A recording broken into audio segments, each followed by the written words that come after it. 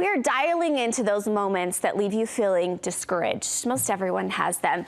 So we are offering strategies to help you bounce back when you may feel you just want to give up or get out. Studio 5 contributor and Back to Basics founder Connie Sokol has been there, and she's sharing an approach that helped her deal with discouragement. I love these real life, like when we can learn from real life. What was getting you down? Well, that's what's so funny is that, you know, there's always a main driver, but women are like, okay, I can deal with that and I can deal with that, but it's not so much just one main thing usually. It's that there's another and another and another, and then it all piles up to what I call the max load bearing weight, and you just can't do anymore, and you're just like, I just feel done. And that's where I was at. You can only be this super woman for so long, and then it just gets to be too much. And then you're so overwhelmed, or you're just like, I just need to be a day in bed or something. And it was interesting because about this time is when I was talking with some other friends, and they were experiencing some of these similar things. And as I was listening to our conversations, I was like, you know what? There's a pattern here of how to better deal with this, because we're all going to, and I'm going to deal with it again. So I want to be able to, you know, nip it in the bud as soon as I can. And so I came up with some tips, some thoughts. Okay, and your first tip to kind of get this into gear is to name it. Yes, and I know sometimes there's like that bad juju of don't say it out loud because then you'll attract what you talk about, right? And I think in this instance, it's not like that. It is really validating and naming it for yourself, being able to say, wow, you know what? I'm struggling right now. And that is a super powerful thing. When we do that, then we're able to start taking steps to make it better, do something with it. How do we know when to share and when to not? You know, that is a really good question. I think it's when we get to the point where we feel like I cannot handle this alone. And I know some people are different. They like to be more personal, you know, introverted or whatever. But when you start feeling sort of signals like a loss of interest in things you usually love to do, or you're feeling fed up, or you want to give up, or you're tired, or you just are like, I feel boxed in and this will never change. When you start feeling those things, then I think it's time, if you haven't been able to do it yourself, it's time to share. And if you don't, I've noticed what happens is when you don't do something like that and you don't share it with someone safe, then you don't get that kind of connection that we women need, that nurturing. One of my friends was going through a really, really difficult time, and she said even in her church organization that, you know, I do the same one, and so we have women watch care that we help one another. She said the lady brought cookies and just dropped them off at the thing and left, and she said, I really needed to talk to someone. And I said, you know, sweetie, I bet this woman had no idea you were struggling. This woman, I said, you're so astute and so capable and so on it. I'll bet she had no idea. So sometimes we can be a little too stalwart. I can do this. And sometimes we just need to find that safe person and say, you know what? I'm struggling.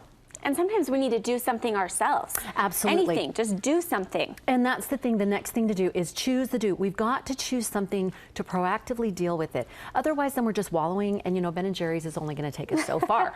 So we have to do something, and then it's about choosing which of those things that we feel is best for us to do. And that's gonna be different for me than it is for you. And it's gonna be different depending on the discouragement. Maybe it's taking a break for a day or a morning, or maybe it's doing a rejuvenating activity or taking a rest or whatever that is.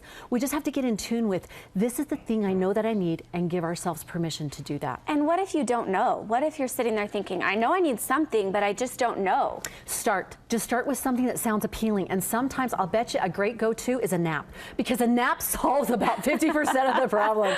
But truly, it's just starting with something. And even maybe it is reaching out and having that phone call. I know a friend of mine called me out of the blue one day, and she said, Con, I am struggling. And this is a stalwart woman.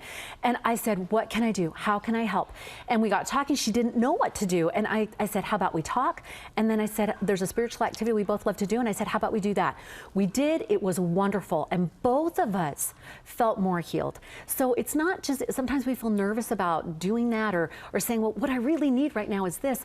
Try it. Just try it and see if that works. And then you can put it on your go-to emotional health belt, that you've got a tool that you can pull out for the next time. And sometimes it sounds like it might be the friend who has that answer of what to do. Absolutely. Or someone trusted and safe. Absolutely. And it's that connection of women that, oh, is glorious, that we shouldn't hold back on that, because that's the very gift that we give each other. And it's funny because as you do these little drops, I had the most wonderful thing, and it wasn't even planned. My daughter and I went grocery shopping, saw these beautiful pink hydrangeas. Oh my gosh, they were gorgeous. I said, we got to have those, bring them home. And then got busy for a couple of days, came back, they were droopy. They were utterly droopy. And I hope we have the picture of them. They were dead. Yeah, that's they it. are so sad. And you should have seen them before. They were gorgeous. And I was like, oh, I have killed yet another plant. So, and usually they don't die this fast, but look at that. Oh my We goodness, decided to wow. nurture it, water, sunlight, put it by the window, and guess what? That's how they looked. And it was amazing.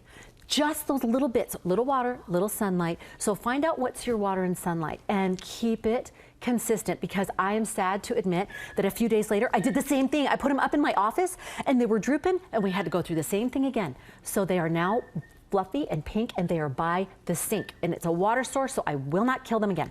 And I think sometimes we think, oh, it's just us that's feeling this way. Everybody else has it together, but that's really not the case. There are people who are probably in our same shoes. Absolutely, and I think that's the thing, is when we are, again, with a safe person and we are able to be vulnerable and open up to that, it not only creates connection, but it creates friendships where we learn to rely on one another and we get the fill that we both need.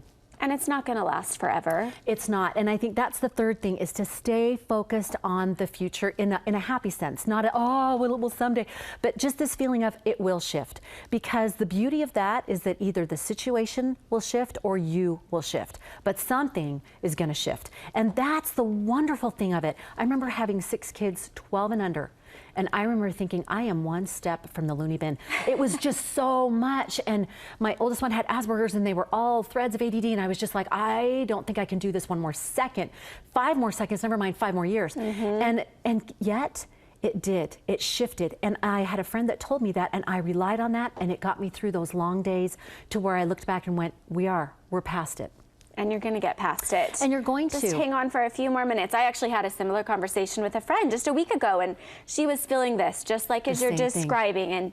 And that was kind of the thing. I said, you're just hang on, because this too will pass. And she felt better a few days later. Just that validation of, yes, it's okay, and it will be okay, because you're going to be okay, and you will make it that way in some form.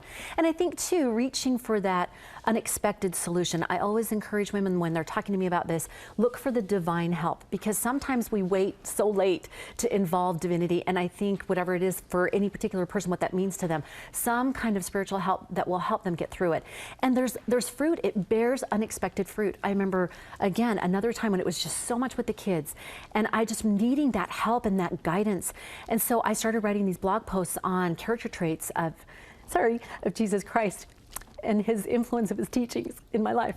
And the response from the women was so much that I ended up putting it in a Christian daily devotional book. And then it ended up being an Amazon bestseller. And so what happened is that my discouragement turned to something good that I was able to share with others.